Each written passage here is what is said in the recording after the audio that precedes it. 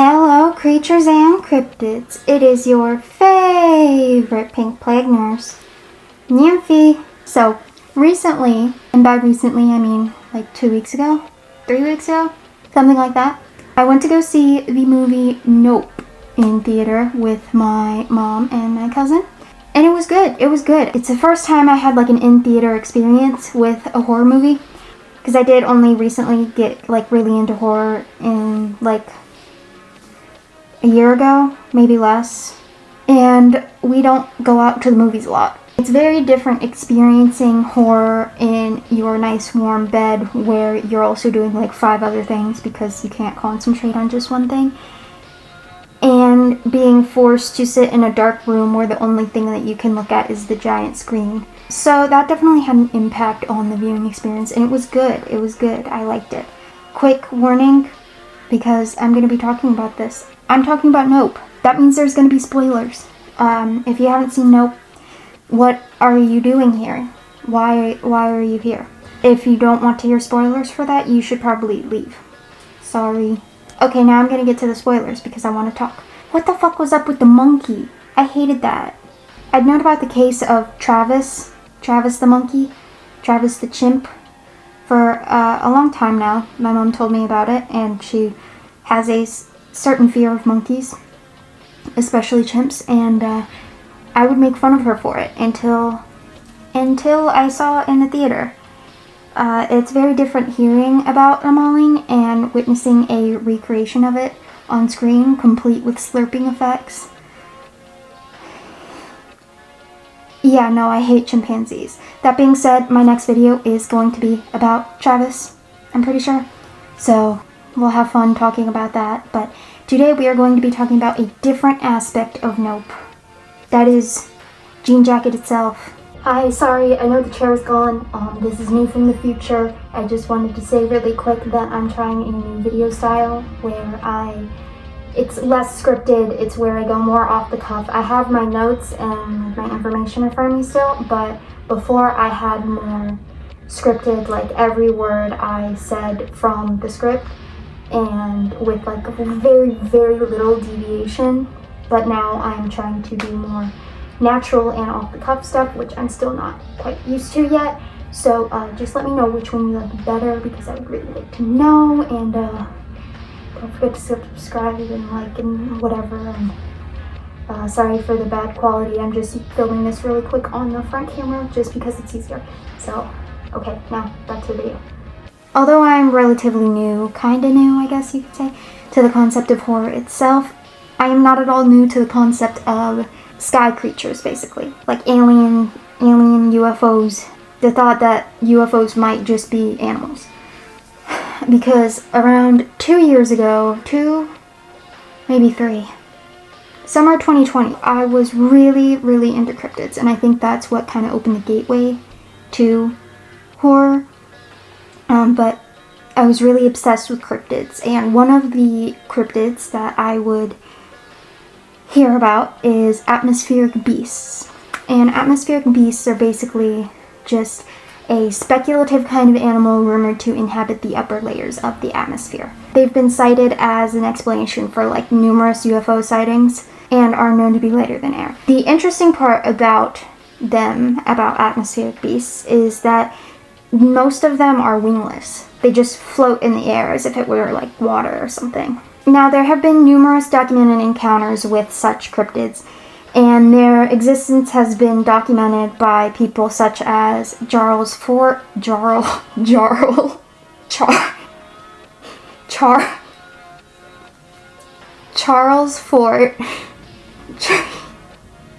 I'm sorry, guys.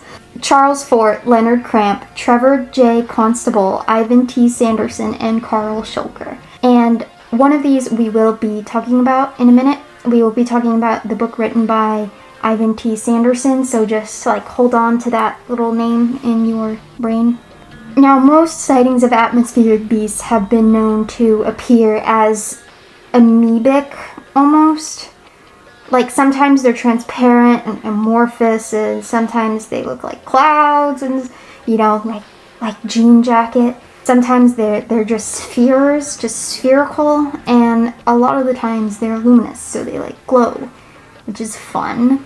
Many people think that they may be capable of changing colors to camouflage themselves like a cuttlefish, like Jean Jacket. They have often been linked to a phenomenon known as star jelly, which is a gelatinous, really horribly smelling substance that has like fallen from skies in random places, and after a few hours it's just gone. It just evaporates completely, and a lot of people have theorized that it could be like the remains of dead atmospheric beasts, which, I mean, it makes sense if you think about it, because if they're like gelatinous in nature and they can move in like jellyfish, I guess, it would make sense that their remains would be jelly. Now, a big part of atmospheric beast lore, I guess you could call it, is the writing of Ivan T. Sanderson, whom I mentioned before. I'm going to now read you an excerpt from Uninvited Visitors because it contains a lot of interesting theories and information, and I think it would be good for us to go over. So, this theory has come to be known among the more specialized aficionados as the Wasilko-Sorecki theory. I'm sorry if I'm pronouncing that wrong. In deference to an Austrian titled lady of that name who devoted a fortune and untold time to backing any person or group with proper scientific training who expressed a desire to try and investigate properly any facet of life that did not conform to established belief or understanding. The Wasilko-Sorecki theory is simply that some UAOs could themselves be life forms, indigenous to space and feeding on pure energy. The argument put forward in support of this notion is equally simple.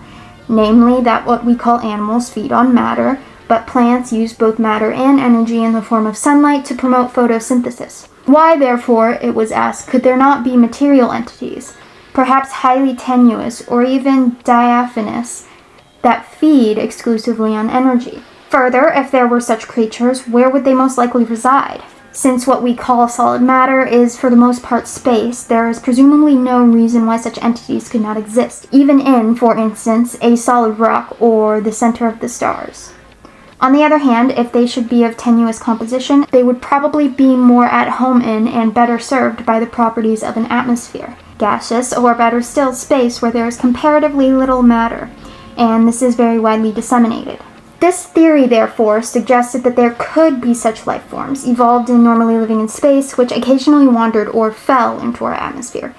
Further, there would be little reason for such life forms to deliberately come into our atmosphere, since raw energy is plentiful in space, in the form of radiation from the stars, while much of it is blanketed by our magnetic envelope and the various layers of our gaseous atmosphere.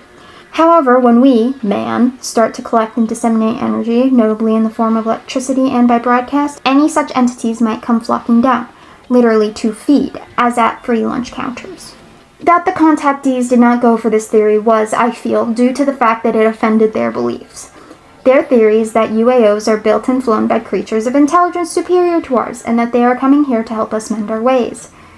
So the very idea that some of these objects could be some sort of subamoebic blobs or globs, absolutely without intelligence and imbued only with sense enough to find their food, was insulting. While stealing some of their stuff, the idea also made their whole belief look a bit ridiculous. That scientists failed even to consider the matter is equally understandable and much more rational. Not even today have they wholly accepted the idea that life might exist outside the chemical framework known for it on this planet. This, to me at least, is also somewhat odd, however, in view of the really extraordinary known breadth of those parameters. We know that the nature of living things on this planet alone ranges from man to ultra-filterable viruses that may produce inanimate generations. So why should we balk at the suggestion that elsewhere it could range much further? What is so appalling or impossible about the suggestion of space animals?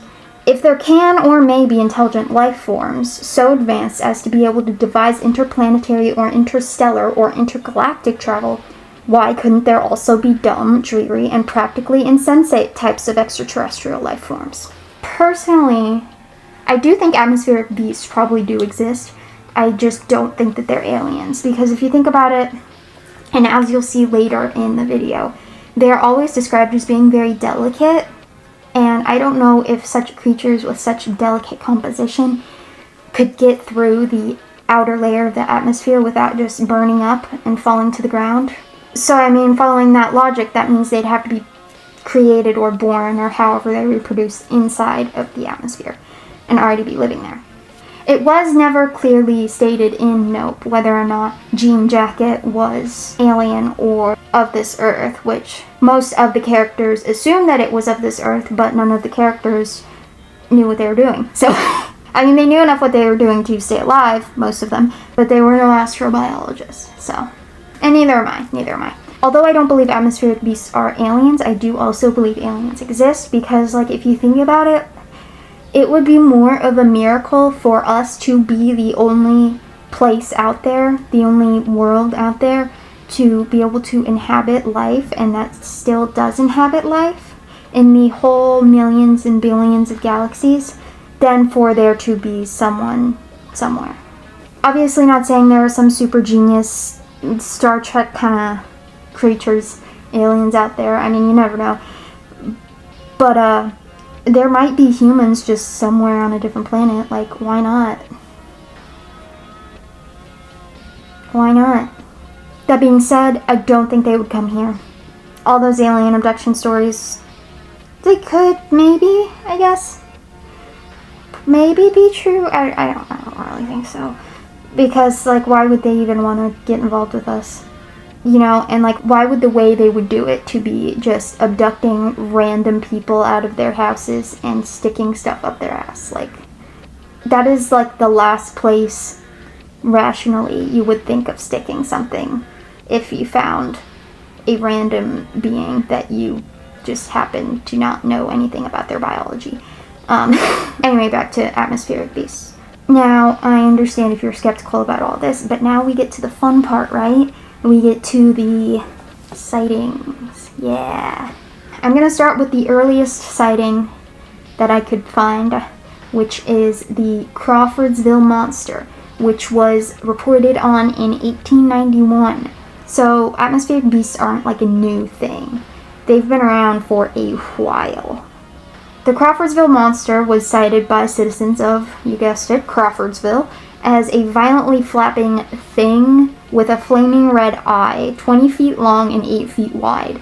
Descriptions do vary, such as some accounts suggesting that it had no head, and others describe it as having glowing red eyes and hot breath. Most accounts agree, however, that it is a large rectangular creature, possibly eel-like in appearance, with several undulating fins down the side of its body.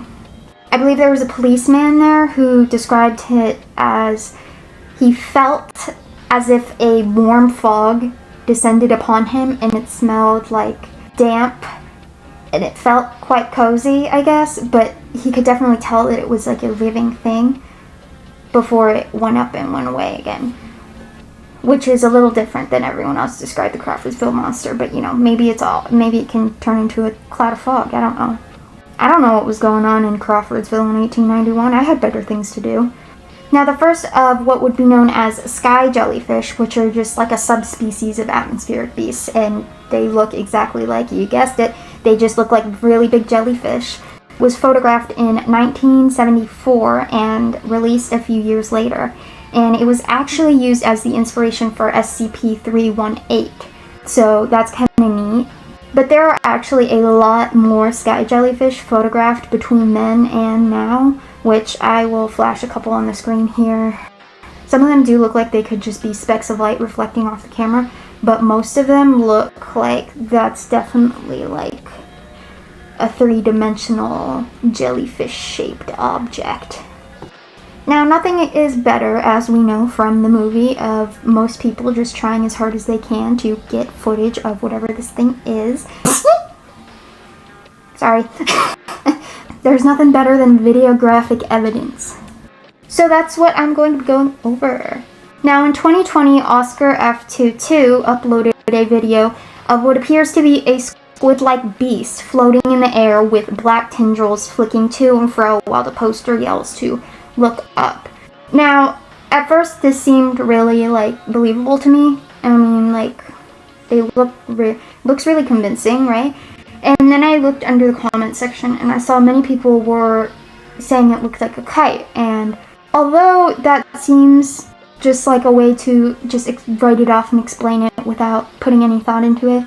If you look a little closer, it kind of makes sense. I did a little bit of research, and by that I mean I just looked it up on Google. And there is a certain stunt octopus kite that, from viewed very far away, would look exactly like this. Its little tendrils move in a way similar to the creature in the video. And actually, if you look really close at one part at the bottom, there is a smaller looking one, possibly someone else flying a kite. I don't know, it does move, just it moves awfully kite-like in my opinion as well. I mean, that doesn't mean none of these are real, because a lot of people also commented under this saying that they've seen the same thing and that it definitely wasn't a kite. And while a lot of them probably were kites, I did find one guy who posted a link to a video of what he saw, and it definitely wasn't a kite. So when this guy commented the link, of course I don't just randomly click on channel links. Even though I have a VPN, I still don't trust links on YouTube. So what I did was I just went to his channel. I just clicked on his channel name and it was uploaded very first. So, you know, I bypassed all that, I think. I don't know. But this was a very recently uploaded video on the Sean Sabot. I'm sorry, Sean. I'm trying my best here. On his channel. This was posted in 2022, so it's probably the most recent video I have on this list. So, in this video, a large upright black teardrop shaped thing is suspended in midair. It's not moving, it's as if it's stopped in time almost. It looks like one of those movie scenes where time stops and everyone is just frozen. And it just doesn't move. The video is like 4 minutes long and it just sits there suspended like randomly. It's crazy. Over the course of the video, it's slowly engulfed into a cloud, so you can't really see it anymore. I mean, the whole time it doesn't move. The cloud is the thing moving, because, you know, clouds move. So, I don't know what that is, but it's probably not normal, or what we would perceive as normal. And I also, you know, when you look at these things, you also have to wonder about the validity of most of the videos. So, thankfully though, although I think the very first video with the two little tadpole things was posted on a channel that had like 3 or 4 other videos about like paranormal, supernatural things, but it was all posted after the airplane video, so perhaps the airplane video sparked his interest in this thing and he kind of went off the deep end. But most of the other videos that I showed you today are clearly like you open the channel and there's either no videos besides that one, or like in the case of Sean, he mostly does like content on like music and like rock and stuff. He just posted this because it was something he randomly saw and he was like, I gotta get this out there, you know. It's more believable when they're not just some content farm for UFO sightings, if you know what I mean. Now, I know none of these are like disc-shaped like Jean Jacket was, but there are like, most people don't think of atmospheric beasts when they think of UFOs. Like, most UFOs could be atmospheric beasts, you know what I'm saying?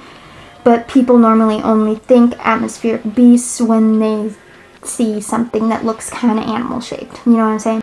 They see a disc thing and they immediately go, machine. Which, again, I find much less likely than it just being a disc-shaped animal. There are a lot of disc-shaped animals. There's the horseshoe crab, he's pretty disc-shaped. Manta rays aren't really circular, but they're like almost circular, so I think those should count. Like those really fat frogs are literally just like orbs. I love those guys. Anyways, there's a lot of circular animals is what I'm trying to say. So I don't see any reason why there couldn't be circular atmospheric beasts. The last thing is the Pentagon released footage of 2020. Do we even have to talk about that? I mean, like, we probably don't, but, like, I'm going to because I want to. And also, it was just so crazy. I remember when it all came out and, like, no one cared. They were just like, haha, that's neat, because, like, COVID was starting and everything. And we were so preoccupied with the pandemic, we didn't even flinch. We were just like, ah, yeah, aliens. Cool. But this footage is obviously more of a classic UFO shape almost, but like I said, maybe it's an animal. Anyway, I'll just show it here. Oh, fleet of them. Look on the ASA. My gosh. They're all going against the wind. The wind's 120 knots from the west. Look at that thing, dude.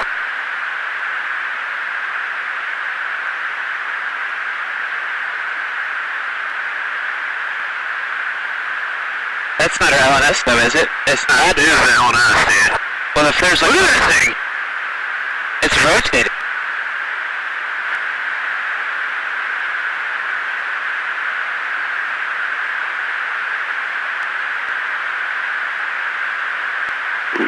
Nickel 6-1 Tango Logic, over. Oh, got it! Woohoo! Roger, there's troubleshooting. What the fuck is that? Did you box moving target? No, I took an auto track. Oh, okay. Oh my gosh, dude. Wow, look at it fly!